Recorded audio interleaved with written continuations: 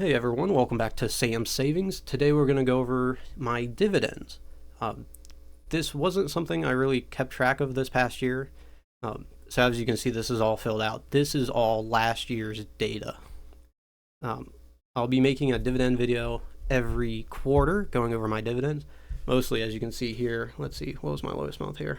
$7.77 in 1 month. So I don't think it would make much sense to post a video every month on it. Of course, December was the best one here with $2.45.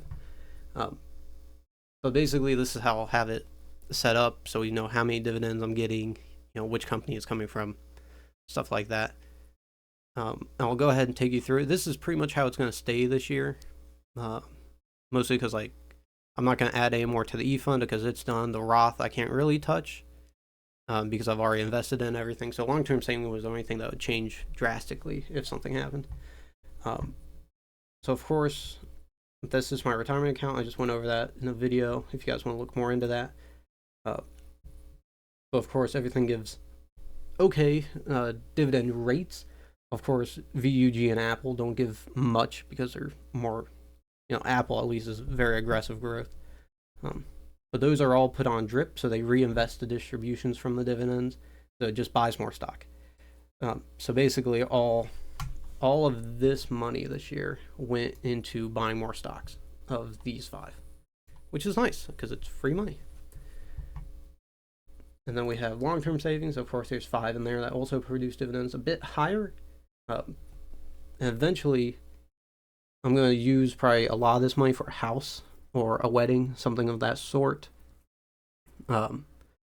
But after that, I want to build this kind of into like a little dividend portfolio. So hopefully you'll see some of these change. I'm probably going to keep 3M and ExxonMobil in here. These two can get wiped out. I have no care for these.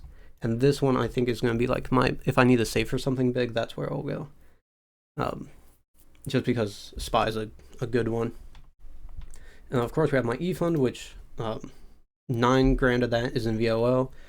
And of course it's dripping so that every year I get a little bit more.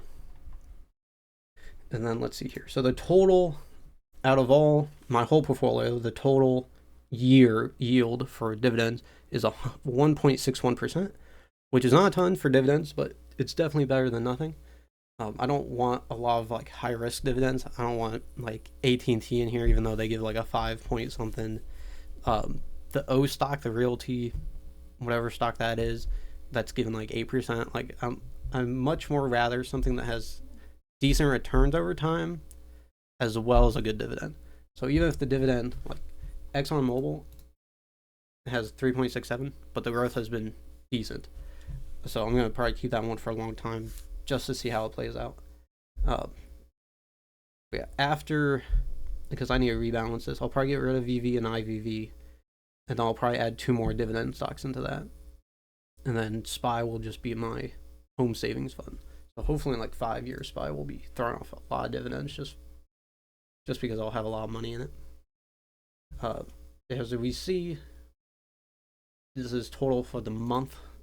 So best month, of course, was December, actually followed by March, which is kind of odd, and then July, and then October.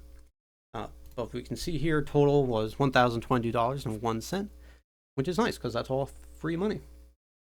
So most of that is probably going to get reinvested because VOO is a large percentage of that. I think like $40,000 of this is VOO, and that might be more than the rest of everything else. So a large percentage of that was VOO, I'm sure. And that just keeps buying more and more. And I probably won't take cash out. As you can see, there's only 3 here. This is because I'm saving, and my savings goes into the cash account right now. But basically, I probably won't stop that until I go on to retirement, and then I'll start putting cash distributions in so I can get, because extra $200 a month right now isn't much for me, but in 40 years when I retire, it'll be a decent amount of money, and I can take that out and help pay for my expenses. But that's how it looks right now. And of course, I'll wipe all these numbers out and we'll go quarter by quarter to see how the performance is doing of it. So expect to see this again sometime in was at the end of March. I'll make an update video on this.